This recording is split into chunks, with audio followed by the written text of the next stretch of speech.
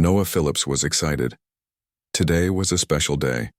He was the first human child to visit Harmony Junction, the big space station where people from Earth met with aliens. Noah was 8 years old with curly brown hair and bright eyes that widened at everything new he saw. His parents were important people. His mother, Dr. Susan Phillips, knew all about alien biology. His father, Commander Alan Phillips, worked for Earth's Space Navy. They were here to talk peace with the Vorzak Imperium, aliens who had been unfriendly to humans for many years. "Stay close to us during the meeting," Susan told Noah as she straightened his small formal jacket. "The Vorzaks aren't used to children." Noah nodded. He had seen pictures of the Vorzaks. They were tall with gray-blue skin and 4 arms. They looked scary with their sharp teeth and yellow eyes, but Noah's parents had taught him not to judge aliens by how they looked. "Can I go to the recreation area after the formal part?" Noah asked. The station had a special room with games designed for different species to play together. It was supposed to help build friendship between worlds. Commander Allen looked at his wife, then nodded. "Once the initial greetings are done, yes, but you'll have a security officer with you at all times." The main meeting hall of Harmony Junction was huge. The ceiling was so high Noah had to tilt his head all the way back to see it. Flags and symbols from 100 worlds hung along the walls. In the center, human diplomats stood on one side. The Vorzak delegation waited on the other. Noah stayed quiet as the grown-ups talked. He noticed one Vorzak kept looking at him. This alien wore armor with more decorations than the others. Later, Noah would learn this was Sub-Commander Vrex, a high-ranking military officer who hated humans. After 2 hours of speeches and formal handshakes, Noah was allowed to go to the recreation area with Officer Ben Miller, his security guard. Ben was young for a security officer, but he was smart and kind to Noah. "What games do you want to try first?" Ben asked as they entered the large play area. Other children from various species were already there, supervised by their own guards. Noah pointed to a holographic puzzle game. "That one looks fun." They played for almost an hour. Noah was good at the puzzle game, beating even some of the older alien children. He didn't notice the group of Vorzaks watching him from the doorway, or see Ben talking urgently into his communication device. Ben suddenly looked worried. "Noah, we need to go back to your parents now." "But I just started a new game," Noah protested. "That's..." When the lights flickered, Ben reached for his weapon, but something hit him from behind. Noah saw his guard fall to the floor before strong hands grabbed him.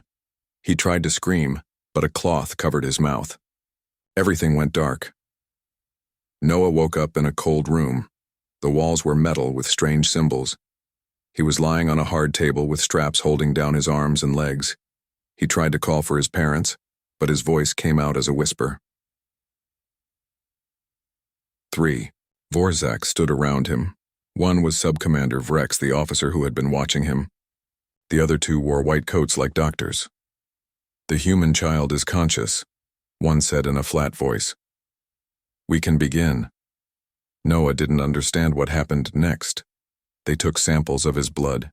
They used machines that hurt him. They asked him questions. He didn't know how to answer. When he cried, they seemed confused, as if they didn't understand why he was upset. "Fascinating how emotional the young ones are," Vrex said, making notes on a tablet. "The adults hide it better." "Please," Noah begged. "I want my mom and dad." Vrex leaned closer. "Your parents are negotiators for your species. We need to understand human weaknesses. Your species protects its young so strongly. We need to know why." For 3 days, Noah was kept in that room. Sometimes they gave him food and water. Sometimes they let him sleep, but mostly they tested him. They wanted to know how strong he was, how much pain he could handle, how his body worked. On the space station, everything had fallen apart. When Noah disappeared, his parents had demanded his return. The Vorzak diplomats claimed they knew nothing. Earth sent warships to the station, threatening to attack if Noah wasn't found. "This is just a cultural misunderstanding," the Vorzak ambassador said. "In our society, offspring are not individuals. They belong to the state." We meant no offense. Commander Alan Phillips could barely control his anger. "Return my son, now." On the morning of the fourth day, Noah was brought back to the station. He was different. His body had small scars where they had taken samples. His eyes looked empty, like he had seen things no child should see. He didn't speak or cry anymore.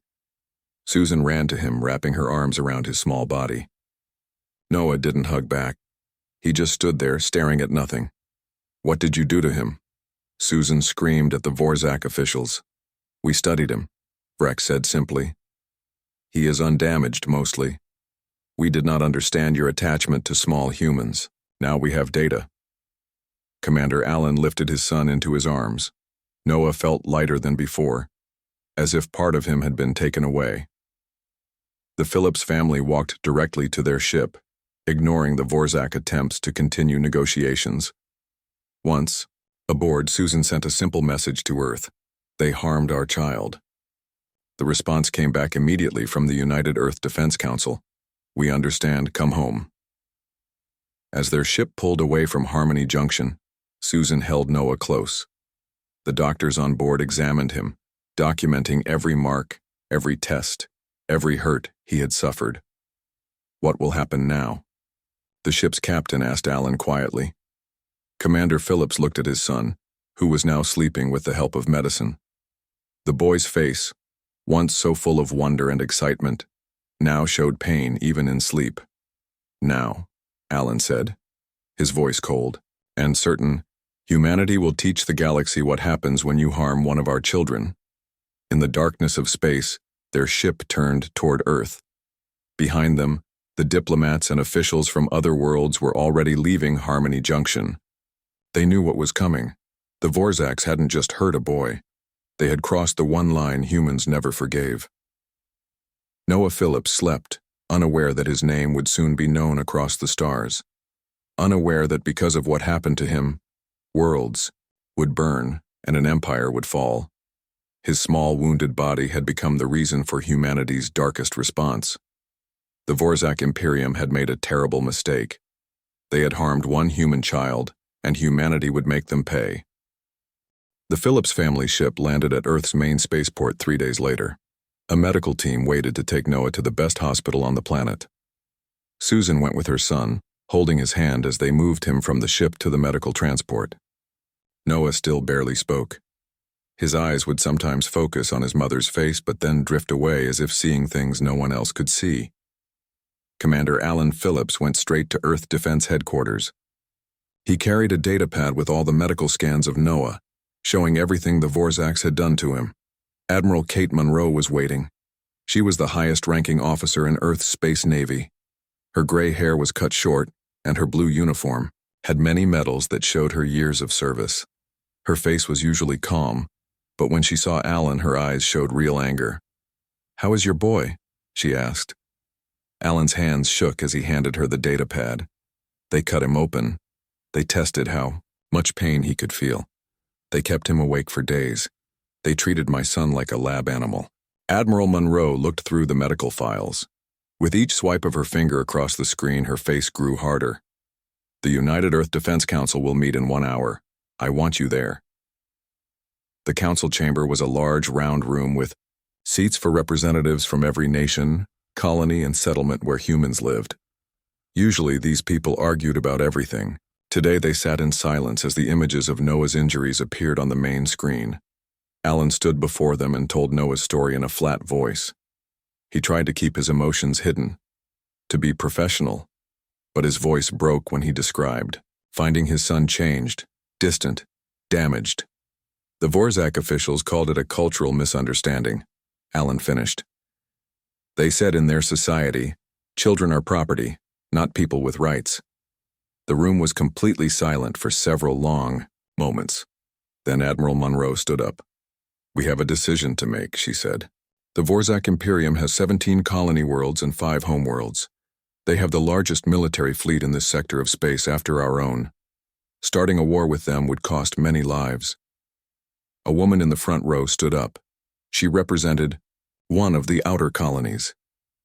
"Are we really considering war over one child? As terrible as this is, shouldn't we try more diplomacy first?" Admiral Monroe looked at her. "This isn't about just one child. This is about a principle. If we let this stand, every human child becomes a target. The Vorzaks need to understand that harming our children crosses a line we will not tolerate. Ever. The Council voted. For the first time in 50 years of Earth's unified government, the vote was unanimous. They would respond to the Vorzaks with force. After the meeting, Lieutenant Joe Bennett approached Admiral Monroe in the hallway. Joe was young, only 25 years old. He had joined the Navy to see new worlds, not to fight wars. "Admiral," he said, "may I speak freely?" Monroe nodded. "We're talking about destroying entire worlds, billions of lives, over one child. Does that seem right?"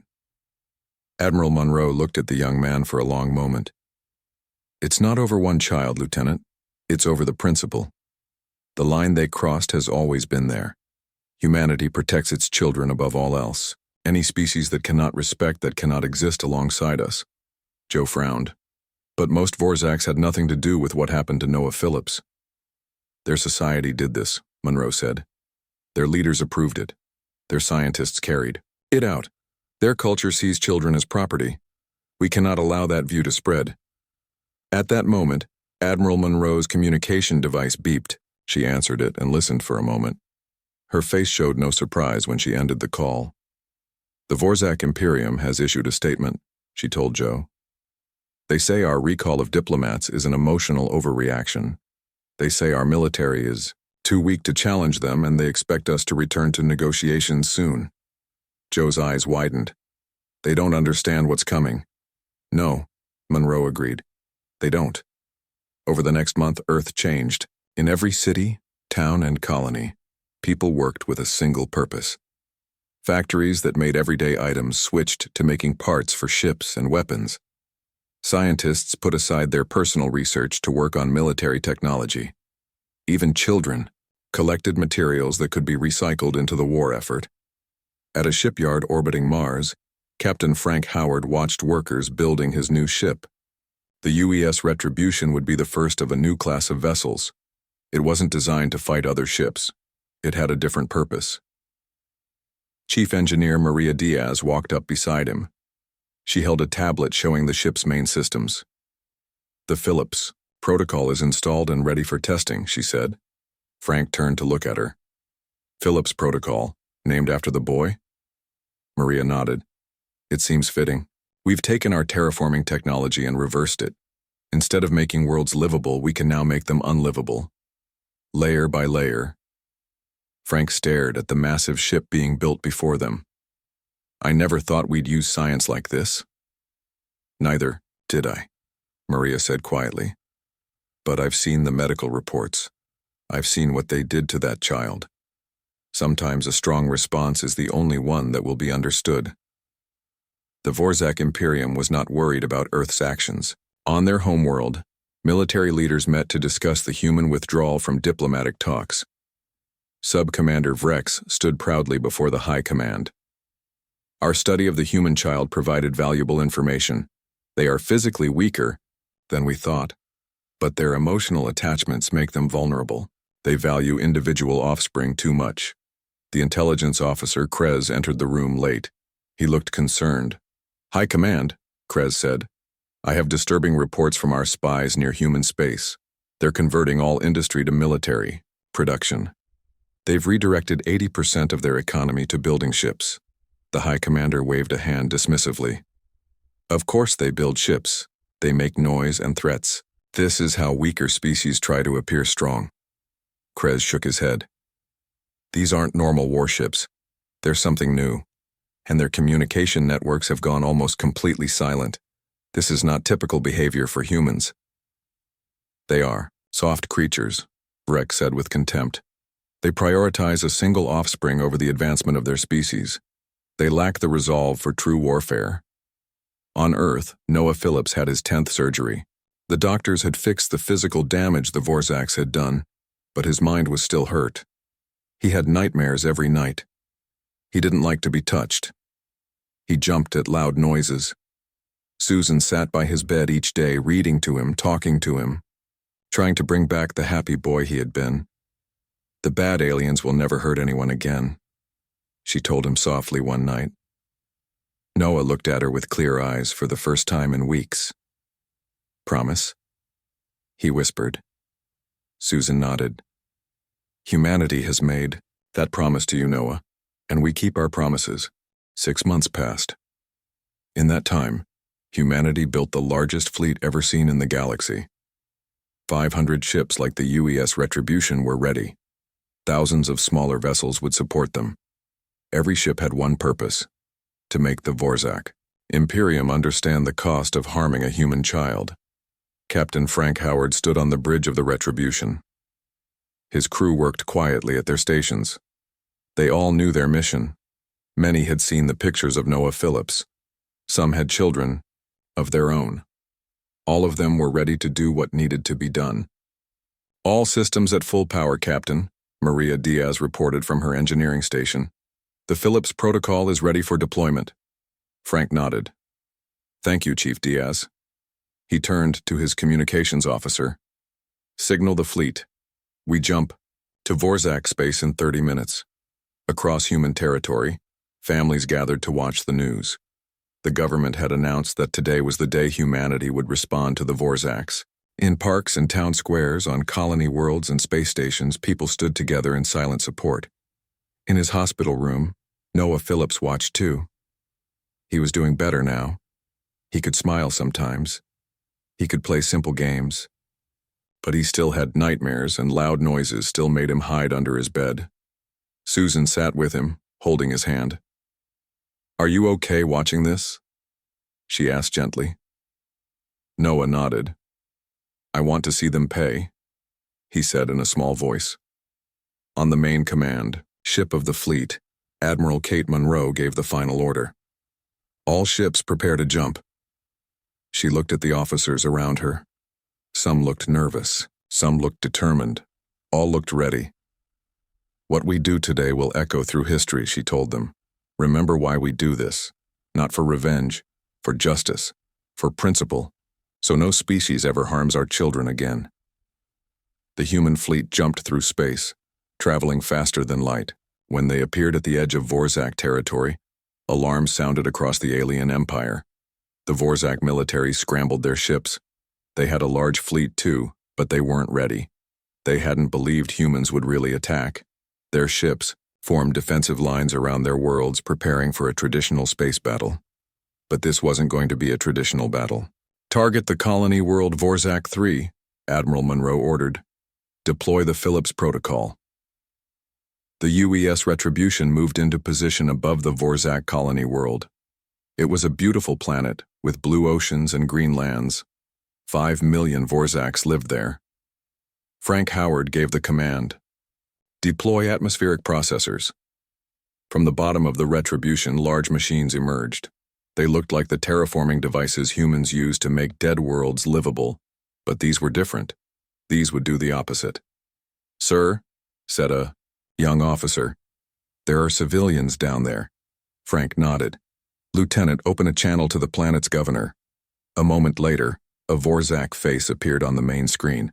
The alien looked frightened. This is Captain Frank Howard of Earth. We are deploying atmospheric alteration devices. Your atmosphere will begin to thin in 1 hour. You have that long to evacuate your children and as many others as you can. After that, your world will no longer support life. The Vorzak governor's eyes widened. You can't do this. This is genocide. Frank's face showed no emotion. You had a chance to learn our most important rule through diplomacy. You chose to harm a child instead. Now you will learn through consequence. Vorzak ships attacked the human fleet, but they couldn't stop what was happening. The atmospheric processors worked quickly. The air on Vorzak 3 began to thin. The Vorzaks rushed to evacuation ships, desperate to save their young. On another human ship, Governor Lisa Young watched the evacuation. Make sure all children get off the planet, she ordered. Scan every ship leaving. No child gets left behind. Lisa had lost her own daughter to illness years ago. She understood the value of children in a way the Vorzaks didn't. She would make sure no child suffered in this war, even Vorzak children. The Vorzak High Command watched in horror as reports came in from their colony. This wasn't a normal attack.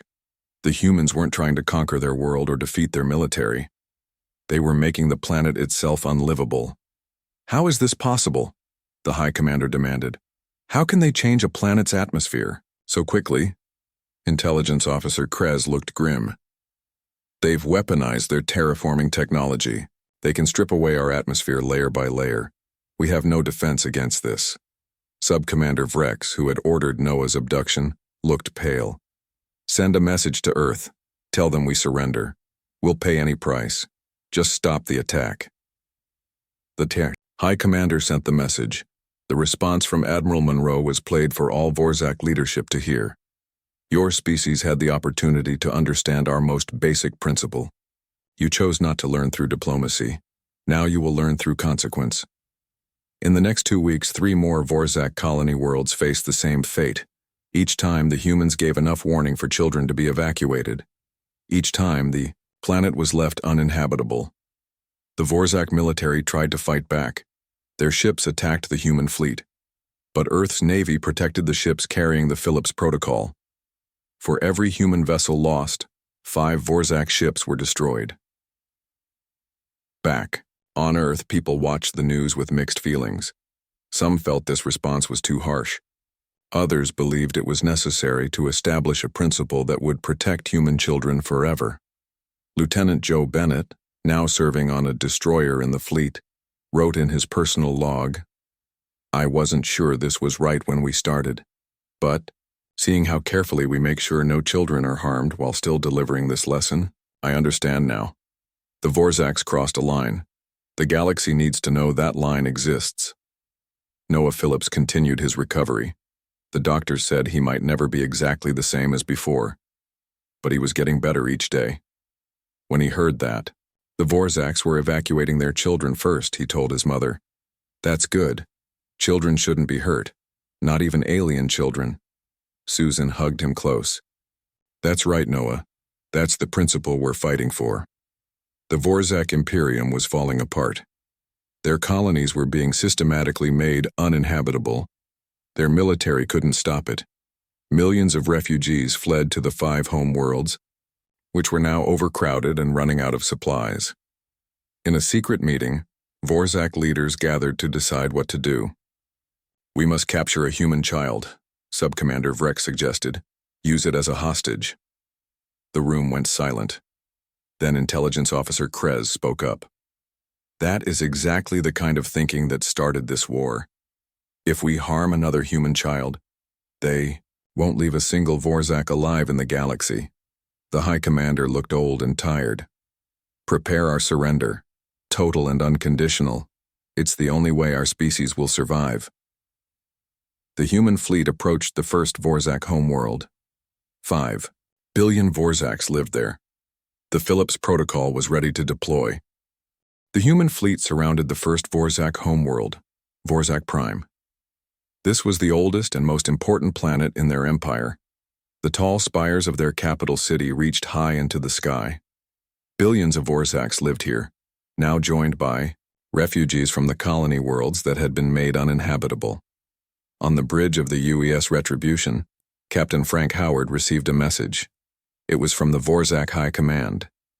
They're asking to surrender, Frank told Admiral Monroe, who was on the main command ship.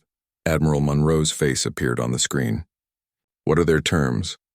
Unconditional surrender, Frank reported. They ask only that we spare their homeworlds.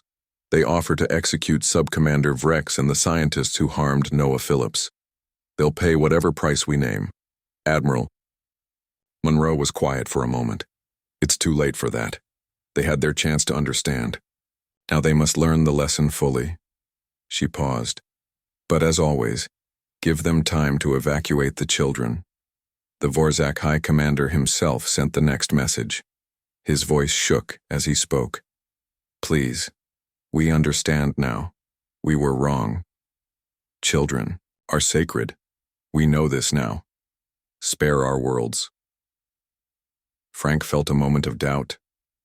Had they gone far enough? Would destroying the Vorzak home worlds really make the galaxy safer for human children?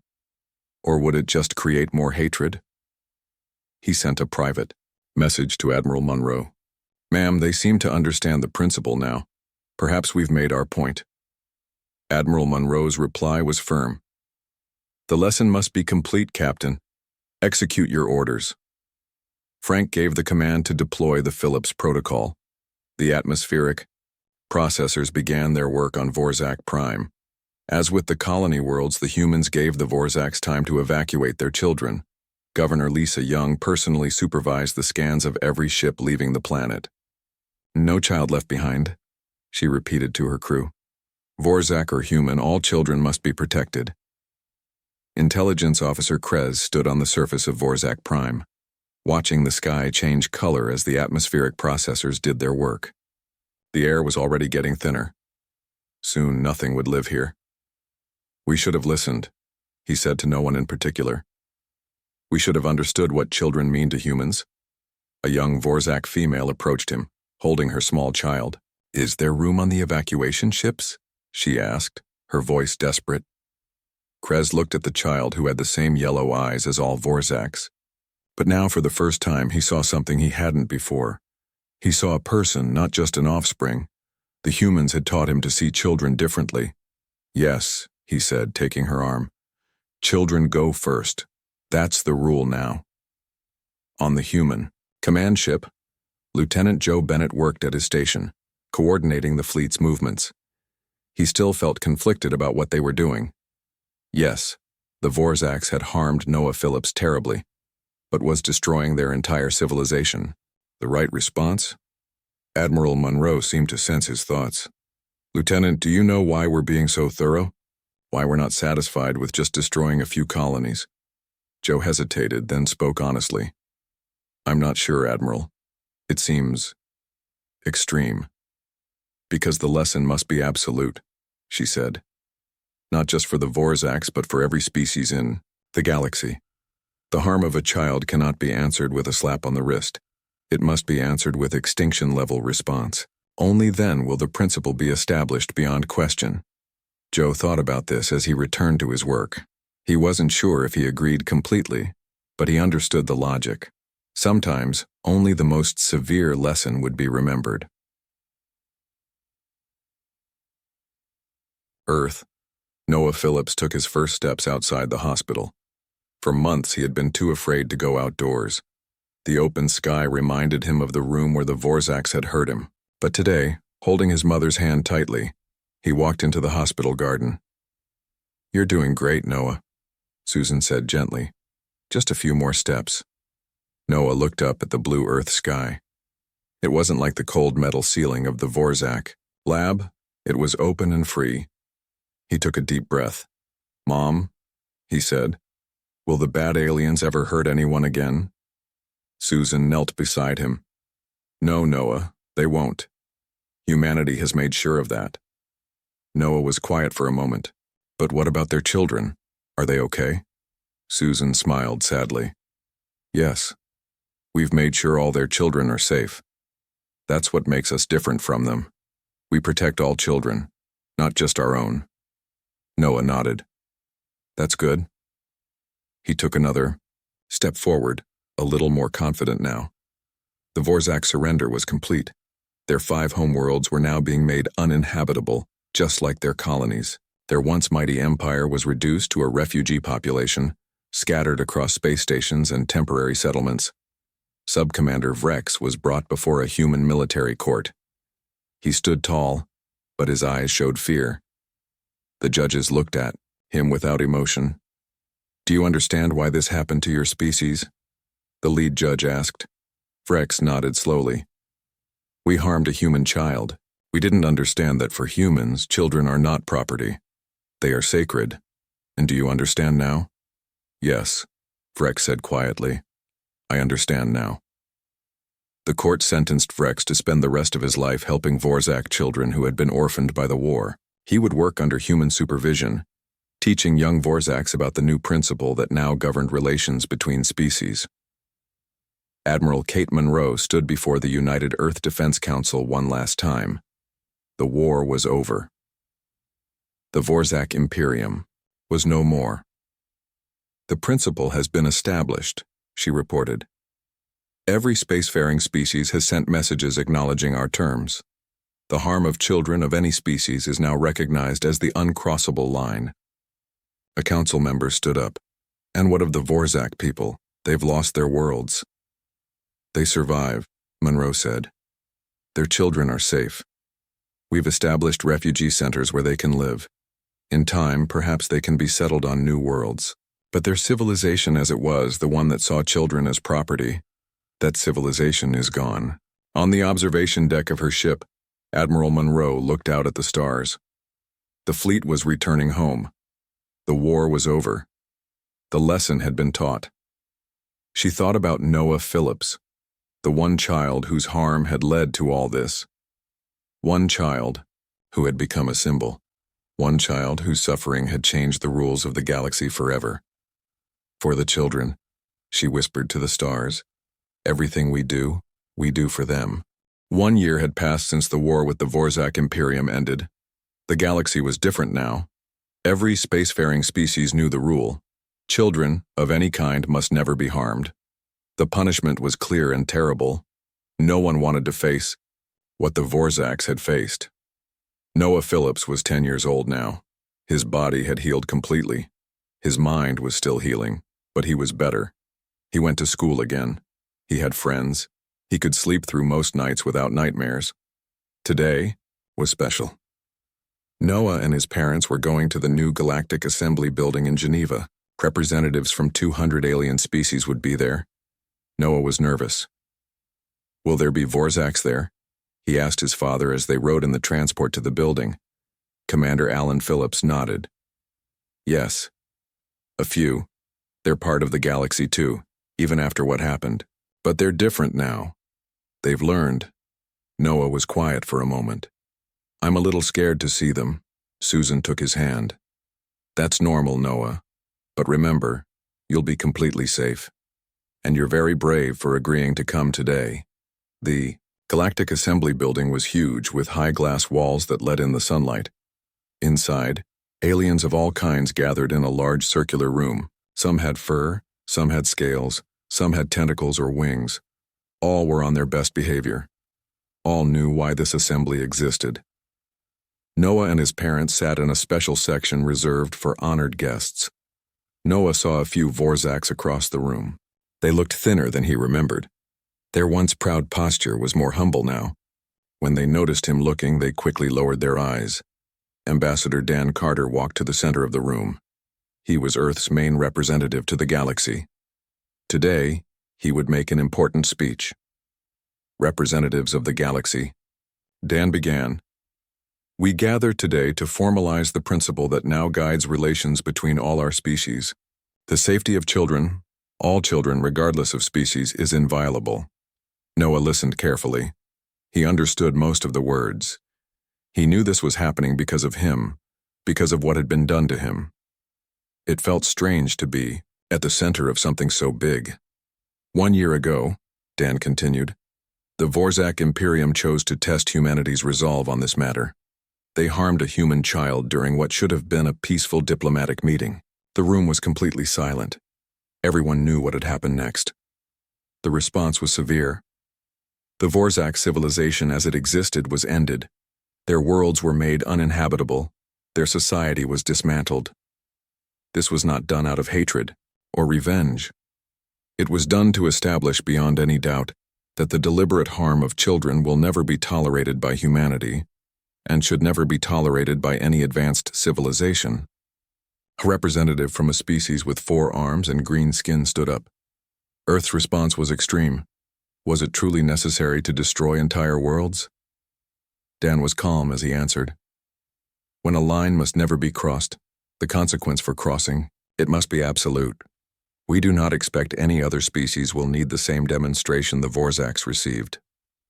Noah watched as the aliens in the room shifted uncomfortably. They all understood now. Humanity had shown what it was capable of when its children were threatened. No one wanted to test them again. A Vorzak representative was allowed to speak next. It was Intelligence Officer Krez, now the leader of the remaining Vorzak people. We lost everything, Krez said, his voice sad but firm. Our homes, our history, our position in the galaxy. All because we did not understand a simple truth. Children are not property. They are the future. They must be protected at all costs. He looked directly at Noah. We have learned this lesson. We teach it to our own children now. We will never forget. Noah felt strange being looked at by the Vorzak. This wasn't one who had hurt him, but it was the same kind of alien. He found the courage to nod slightly at Krez, a small gesture of acknowledgement. After the speeches, there was a ceremony where all species signed a new treaty. It was called the Phillips Doctrine. It made the protection of children the highest law in the galaxy. Later that evening, Noah and his parents attended a small reception. Many aliens came to meet them. Most just wanted to see the human child who had changed the galaxy. Some wanted to apologize, though they had nothing to do with what happened to him. A small Vorzak child approached Noah. She was about his age, with the same gray-blue skin and yellow eyes that had haunted his nightmares. But she was just a child, like him. "Hello," she said in careful human language. "My name is Tiri. I wanted to meet you." Noah felt his heart beating fast. His parents stood close by, ready to step in if he was uncomfortable, but Noah took a deep breath and remembered what his therapist had taught him. Face your fears, one small step at a time. "Hi," he said. "I'm Noah." Tiri nodded. "I know. We all know. You're the one who changed everything."